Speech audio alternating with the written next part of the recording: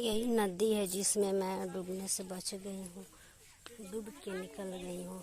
जैसे कि मैं अपने बहू को मतलब ला रही हूँ घुमाने के लिए, बोले कि चलिए आपको नदी घुमा के लाते हैं, आप घर में रह रहे बोर हो जा रही हैं, तो वही लाए हैं इसमें डुबाने के लिए। तो उनके जगह पे मुझे डूब जाना था, लेकिन सच में मैं डूब गई थी इसमें। इतना ये बीच में गहरा है कि पूछिए लोग मत। अरे हम लोग का हीरो है विकास जी। नमस्ते। आप थे इसमें? मैं डूबी थी तो नहीं थे। थे हाँ, अभी तक हम ऊपर होते ना भगवान जी के पास।